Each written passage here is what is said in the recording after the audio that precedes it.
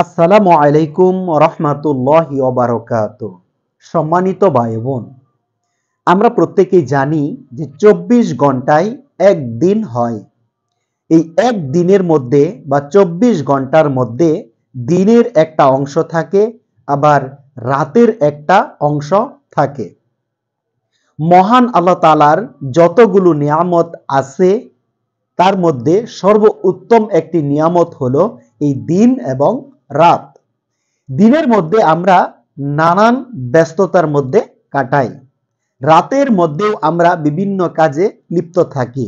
তবে এই রাতকে কেন্দ্র করে আমরা মানুষ তিন শ্রেণীতে বিভক্ত হয়ে যাই।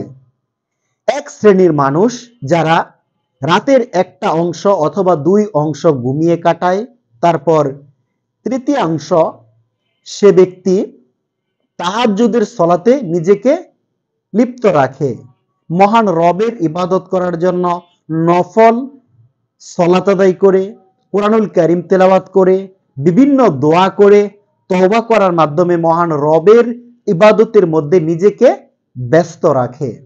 এই হচ্ছে উত্তম এক শ্রেণীর মানুষের লক্ষণ এবং বৈশিষ্ট্য, যারা রাতকে কেন্দ্র করে মহান রবের ইবাদতে লিপ্ত থাকে। আরেক শ্রেণীর মানুষ হচ্ছে তারা যারা এই রাতকে কেন্দ্র করে ইবাদত তো করেই না, বরং তারা নিজেকে শয়তানের কাজে, নফসের কুমন্ত্রণায়, শয়তানের ধোঁকায় তারা নিজেকে অপকর্মের মধ্যে ব্যস্ত রাখে। তারা সব সময় তারা নিজেদের নফসের যে কুমন্ত্রণা আছে সেই কুমন্ত্রণা অনুযায়ী চলে।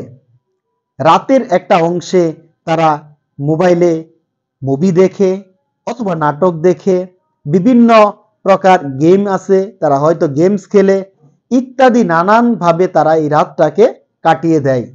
অনেক মানুষ আছে চুরি করে, অনেক মানুষ গীবত করে, অনেক মানুষ রাস্তাঘাটে ঘোরাঘুরি করে, বন্ধুদের সাথে আড্ডাবাজি করে তারা এই রাতের অংশটাকে তারা অপকর্মের মধ্যে লিপ্ত রাখে, তারা মহান রবের ইবাদত করে না। এই হচ্ছে দ্বিতীয় শ্রেণীর মানুষ। আরেক শ্রেণীর মানুষ হলো যারা তৃতীয় শ্রেণীর মানুষ, তারা এই রাতটাকে ঘুমিয়ে কাটিয়ে দেয়, ইবাদত করে না, কোনো কিছুই করে না, শুধু ঘুমিয়ে কাটিয়ে দেয়। এদের মধ্যে সর্বোত্তম শ্রেণীর মানুষ হলো তারা যারা রাতের এক অংশ অথবা দুই অংশ ঘুমায়, তৃতীয় এক অংশে তারা মহান রবের ইবাদতে রত থাকে, তাহাজ্জুদের সলাত আদায় করে, দোয়া করে, কোরআনুল কারীম তেলাওয়াত করে, মহান রবের কাছে কান্নাকাটি করে, মহান রবের কাছে তওবা করে, মহান রবের দ্বীনের উপর অবিচল থাকে। এরাই হচ্ছে সর্বোত্তম শ্রেণীর মানুষ। তাই আসুন সম্মানিত ভাই বোন, আমরা উত্তম শ্রেণীর মানুষের মধ্যে নিজেকে গণ্য করি। আল্লাহ তাআলা আমাদেরকে উত্তম শ্রেণীর মানুষ হওয়ার তৌফিক দান করুন।